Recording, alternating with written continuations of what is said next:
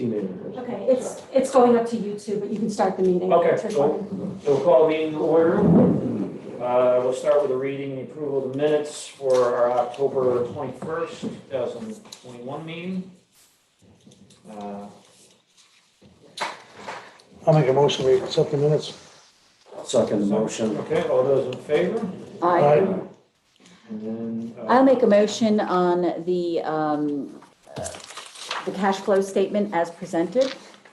Second? second, all those in favor? Aye. And I'll make a motion on the check detail as presented. Second, Second on that. all those in favor? Aye. Okay. I think I'm up next, Eric? Yeah. So in everyone's packet, you will have a revised mission statement. Just as background, in January 2020, prior to pandemic, a small group committee was formed of the board to Second page.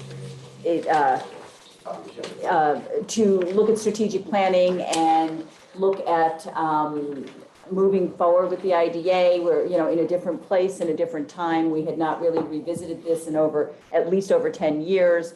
Not building shovel-ready parks. Let's just really think about this. This is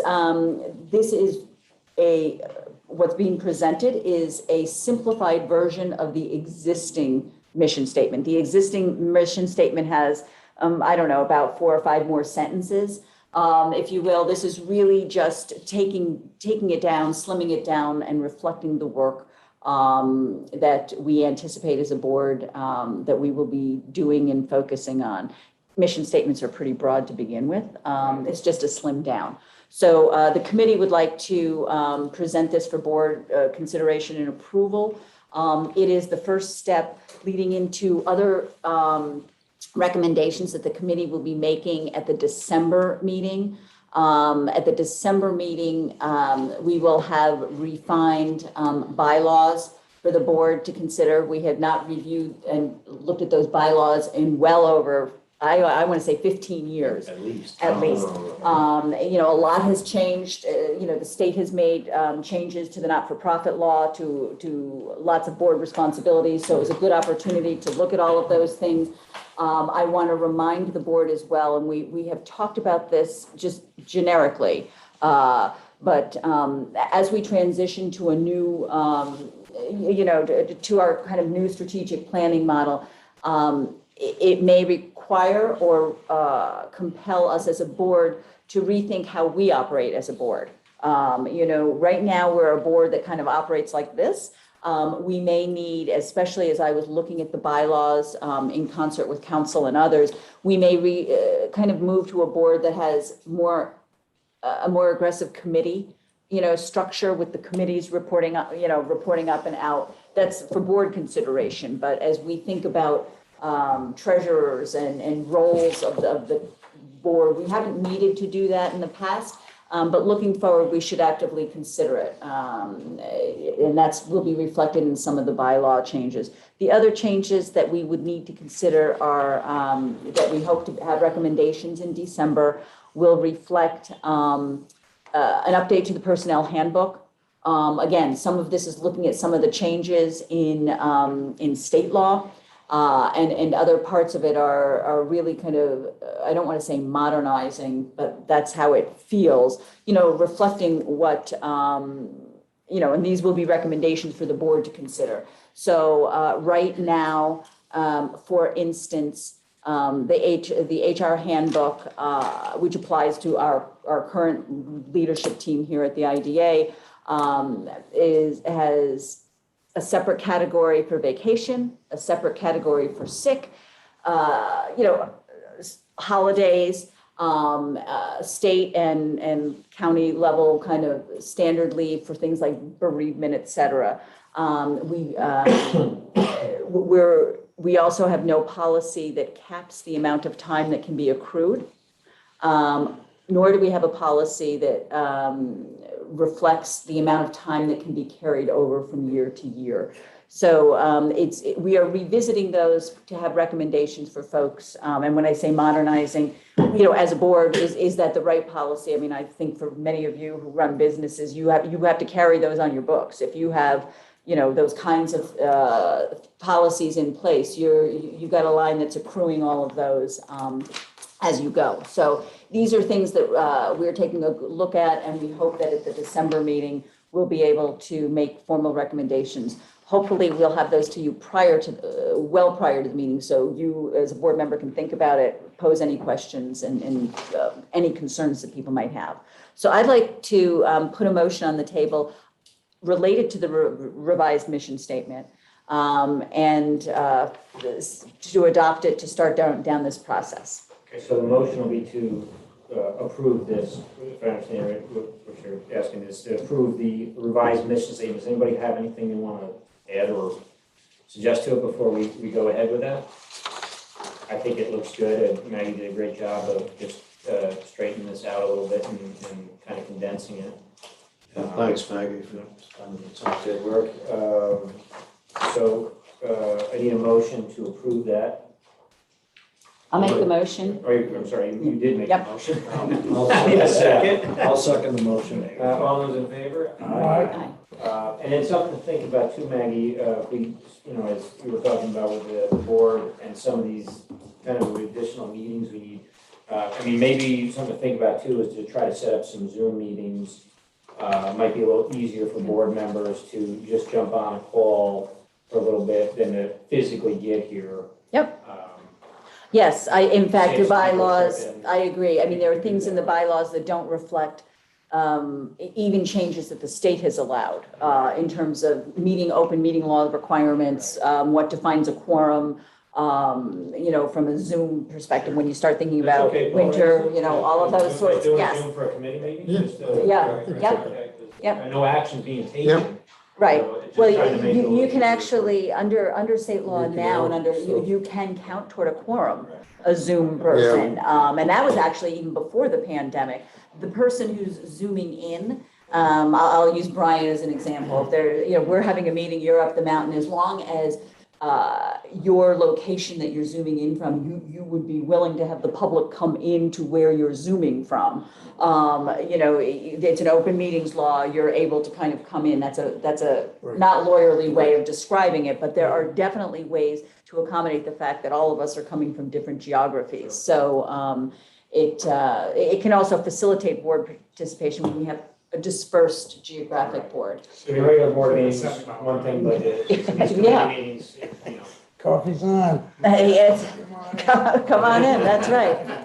We're using more and more of them. I have April. We're using more and more and more. It just works just as well as having people sitting around. I like person to person, but it's just the convenience of being able to get everybody together at one time quick, just work it out.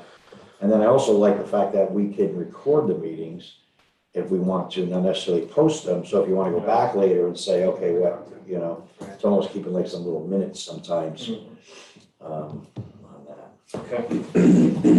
Okay. We're good on that one? Yep, we're good. Okay, then just let's work down through the list. We're relatively quiet meeting this month. There is one item on the agenda coming up that I want us to go into an executive session. What I'm going to suggest is that we wait till the end of the meeting for that, but I'll get to that in a minute. So on the Camp Town, the guys are moving along really well down there. If you've been by, they are really going gangbusters. The old Log Cider restaurant, wow, it was in a lot rougher shape than I thought. Now that they pulled the weeds away and they got it up in the air and like that. I did talk to the guys yesterday, and they're sharing the same frustration as everybody else. Their costs are up substantially because of material costs. They're frustrated with labor and contractors, getting anybody to show up, do what they want on time, not on time. So they're really literally in the same boat as us, but they're still very upbeat about it, still real optimistic about it. And I think, everything else looks good. The numbers still look good for that. But they got a little bit of a late start. So we had sunsetted their sales tax exemption for this past September. And what we need to do is extend that for 1 year. We can do that by a simple motion of the board. We don't have to go through the whole process again. So, the recommended action is a motion to extend the sales tax exemption for 1 year till 9/30/2022. So moved. Okay, I need a second. I'll second. All those in favor? Aye. So between April and Paul, we can just give them a revised form, so they're good to go on that. The winter ski area lift replacement, our public hearings get better and better all the time. Last night was April 9th, talked to each other, or Monday night. Crickets? It was crickets. Not even the mountain showed up on that thing, so.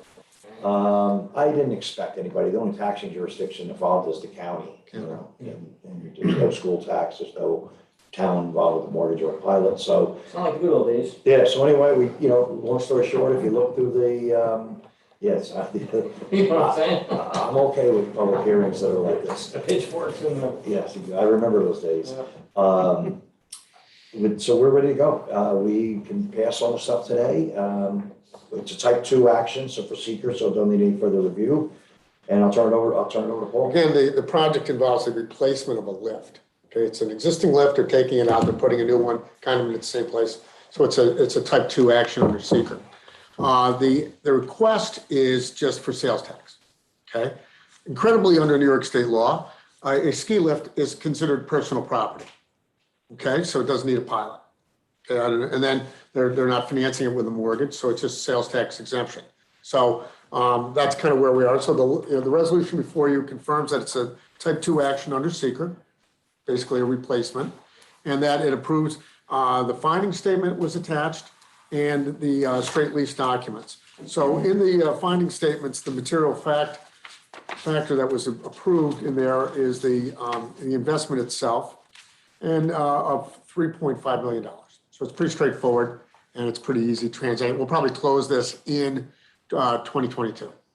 Right, because they're not gonna work till spring, so I asked Paul to just finish up on the other two. Well, Champlain Hudson's done, right? We've executed everything with them or no? No, we haven't done anything with them. Okay. So, I think they've got to do a lot of stuff with that, because that's why they're not bugging me.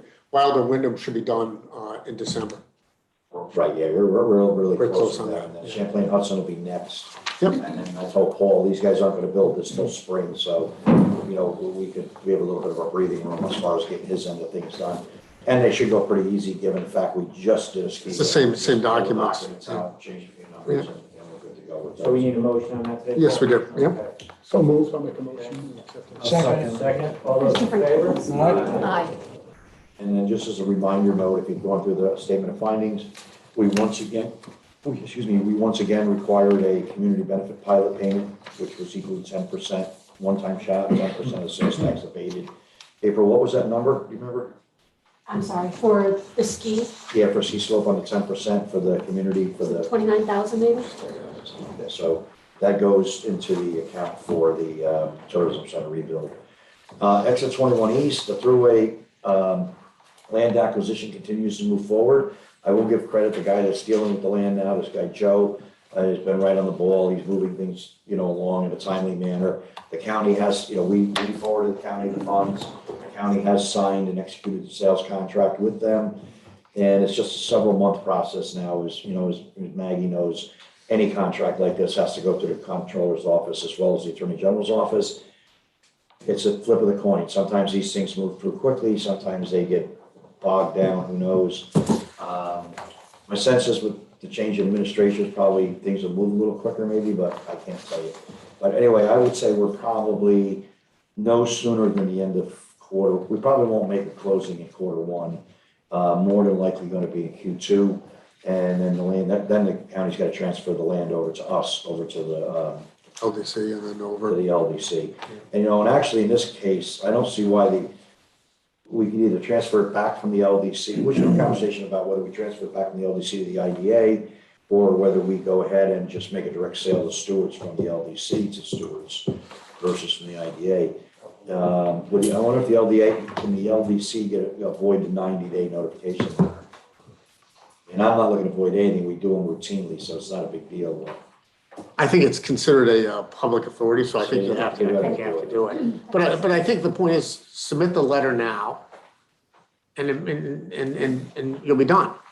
And I think the other part of it is, don't you have to merge some of that property in with some of that we have and do a lot line This is realignment. why I can't really do too much too soon yet until we get that all defined. Yeah, but I mean, I would just submit it, just that, subject to all the governmental process of doing a lot line realignment and, because they're never gonna respond to it. I mean, No, no, in fact, April and I are working on doing the one right now for the garage property. If the sale moves or doesn't move, either or, at least Yeah. we did the notification. I would just submit it in a generic sense and say it's subject to the lot line realignment, subject to acquisition. Well, we Yeah. still got a little time, because Yeah. we got 90 days, it's gonna take at least, that's 3 months, it's gonna take at least 6 to get to the point where we can even make a deal with somebody or Yeah. from a planning board. Because we're not gonna be able to go, I would go to the planning board already if I could, but. If you don't own it, you don't have an And authorization. trying to get the throughways consent to let me go, it's like. You forget it, yeah. So it's like, just sit tight and wait for a little longer. So that's it. Now, I did note that stewards did go and have a wetlands map. So, you trespass as well as I can trespass, so they went and got a map. I have not, I've seen the map, looked at it briefly, it's kind of what I thought it was. Chuck Marshall has not, and I haven't had a conversation, so he may or may not think the mapping means from a price point perspective, but we'll get to that. They've been paying pretty good numbers between them and Cumberland. I've seen them pay some crazy numbers. Yeah. So, I mean, what it tells you is what we all know is sites are valuable, and something that's permitted, ready to go, has got value. Okay, exit 21 west, we're, still continuing to work with the county and CMH on the medical campus idea. The county just sent me to review a scope of work with, what's the name of the architectural firm that's working for the college, for the hospital, that the county's gonna retain to work for them also to do a site plan on what this medical campus layout would look like, how to get a road into it, the whole 9 yards. But that's all on their dime, as you know, we've said to the hospital, you can't leave us with that property in the bottom that's unusable. So right now, with this idea with the county, that would take that problem away, and the county mental health is one of the considerations, but they're also looking at doing something more comprehensive, which. How many acres was that they were gonna take? So the hospital initially needed 4, then they kind of needed like 6, and now I think the option has them up to almost 8. Counting those extra acres down at the bottom. So they could skinny up their footprint. So between those combined acres, we think they can get both facilities on there. And then partly the county's gonna do too is have the consultant work on laying out conceptually what a couple other pads might look like in there. So, although harm no foul from our perspective, county wants to spend a little bucks on that. We do have 2 proposed offers on the commercial property. I was gonna suggest, I would like to go in executive session and discuss them. One is one we have under confidentiality, but if it's okay, well, we can do that right now if you want, just. Well, have we finished everything else? No, but if you want, we can leave the end of the meeting too. Good for me. All I do is stop recording. Let's just go and get it, and we'll do it at the end of the meeting. And then last, on that, April and I had a good phone conversation with Ken Kearney, of Kearney Developers. You remember Ken, right? Was working with us on a housing project. Yeah, I ended up with $5,000 in my escrow account that he never had. I sent it back to him. He was like surprised. Well, anyway, Ken's a real quality developer. He owns a couple projects around. Anyway, we approached him about whether he'd like to take a look at the Exit 21 West project for a workforce housing project. And right now, workforce housing obviously is a major crisis in this county everywhere. Yeah. I know Tannersville, they're doing one up in the mountain. And I know Milton Berger's tried to throw something together, and others, but Kearney's probably one of the better, at least we know him, he's known his track record, he has apartment, he owns a Norcrest Apartments, which he didn't build, they're up above Price Chopper, so you make a little sharp turn, go back up over the hill up there, back over the bridges. So he had bought those in the way they were, that's not one of his signature developments, but anyway, they're very interested. April and I have been sending him information, and we told them, we're not rushing here, but, by somewhere after the first of the year, we'd like to have some idea, are they interested enough to kind of pursue it further? They did say they'd like to get up here. Definitely the conditions are right for it, the demographics support it, no doubt. So anyway, hopefully we can get that moving along. Flintline Solar, so April and I, but I guess it's somewhat backing up, we're in a good place here, I think, right now with the idea. with the approval of with the approval of Wyndham, we closed 3 projects this year. If you remember, we closed 4 projects last year. I don't think in the past we've ever done more than like 2 maybe on a good year as far as what we've closed out. So pandemic, skinny staff, all good things considered, we've been really, productivity's been good. They've all been good projects with no public outrage, everybody happy, assessors happy, town's happy. Good time to retire. You know, everybody's happy. But, so where we stand coming up are gonna be the 2 big solar projects, okay? And April and I have been talking, she's involved in all the meetings, all the calls we've been in, and we got a couple things working on this right now. So first, what I've recommended what we do is we start out in January with a couple of public meetings. One of the biggest criticisms through this whole process was, you know, with the Article 10 process, there's no real public input, even though people comment and stuff like that, you know, you're commenting to this faceless state agency who's doesn't care. So I really feel strongly that we should upfront get out in front of it and say, look, we're gonna be open and transparent about this. The reality is, not everybody's gonna get happy at the end of the day. That's the reality. And so what I suggest to April is we start out with a couple of public meetings, one on a weeknight, one on a weekend, so that we can address the weekender second homers. We'll have Flint Mine come in, do a small presentation on it. We'll go through what the IDA process is, and then get any, long story short is, sometimes it's always good to light a really short fuse on a bomb and just get the darn thing to blow up and get that done and over with and move on to where you're gonna move on. So strategically, part of my plan is that if there's built up angst or whatever in the community, let's give them an opportunity to be up front and get it out on the table. We'd follow that up with a couple of stakeholder meetings. Sleepy Hollow Lake has already approached us. I have a draft letter from them that I won't distribute until it's final. They are sending a final letter. They have a request, so I'll be signing this letter. I think in most cases, the stakeholders are in pretty good shape on this because they worked with the fire department, they worked with the land trust. So on a lot of those issues, they've already agreed to buy the fire department some new toy. I forgot what they're buying them, but that's, I think, the approach as we go. We start out making it as open and as apparent as it can be.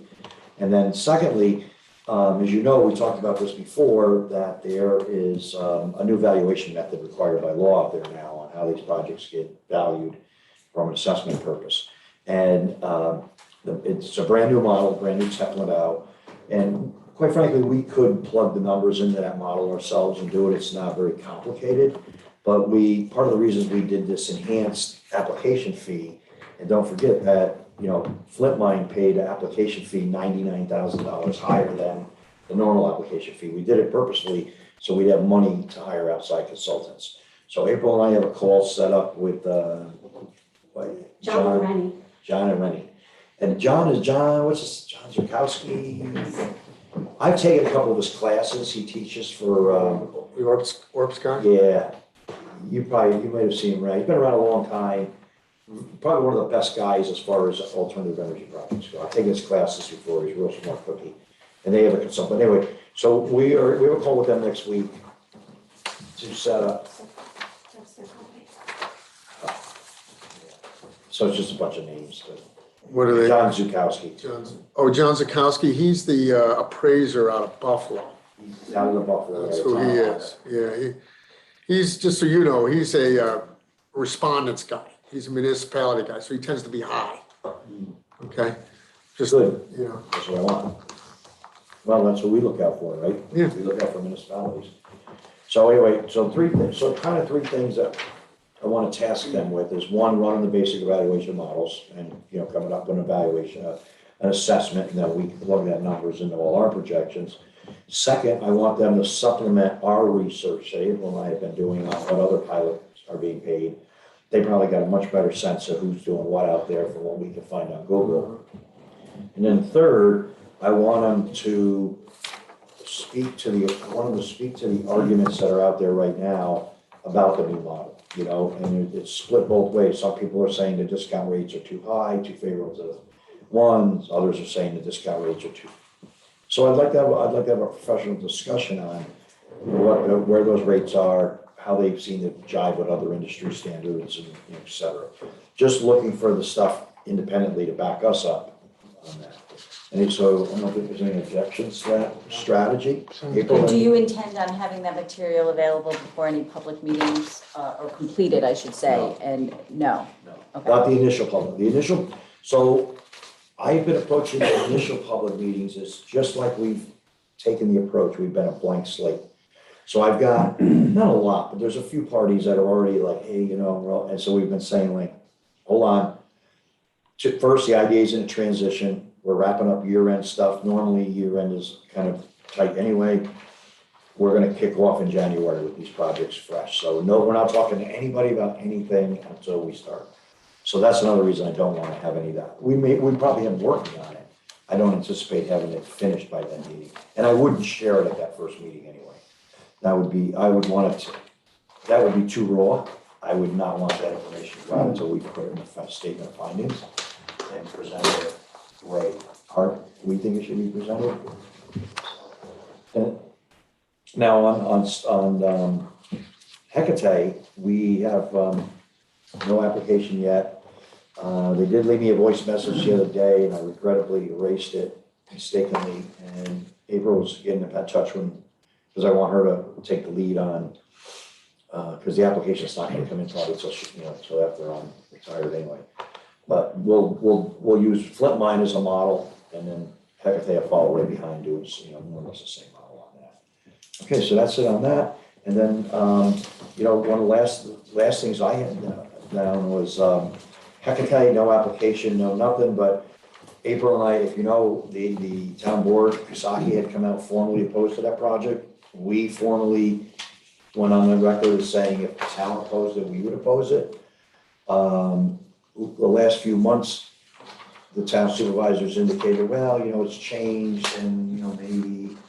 So long story short is I wanted to go to a meeting on a public record and have the town acknowledge that when somebody has to do a pilot or we're gonna get tax free. And, I wanted some acknowledgement from the town that they would like the IDA to do the pilot, which they did. As well as Athens, Rob Butler came to see me personally, I can tell you, and they asked, we don't wanna do the 487 or the IDA do the pilot. Yes, we'll do that. And we'll, like we talked about before, we'll roll their host community fee into that agreement, so we have some, we can penalize them if they default on that agreement. So that's only the items that I have here. We do need to go back to exit 20. Does anybody else have anything else? Are you gonna wrap up with the Yeah, but anticipated new projects? I just left the information. We're just helping those guys out. Okay, One applicant I think has a good chance. The other applicant I think's parking up a tree. That we'll find out soon enough on that. You want to go in? Yeah, just before we do though, I also will note that April and I are working on the budget. So her and I will do this budget together, and then after that, that'll be hers. And we'll have that for you for next month's meeting. But that's pretty standard for us because it's not like we have to come up with a tax levy or anything. Right. So as long as we pass it, but Okay. we are working on that from that. So that's all I have, and nope, we can go into executive session. Okay, so I need a motion to go into executive session. I'll make that motion. Second, Second. all those in favor? Aye? Aye. Okay, just wait a minute. 1 second.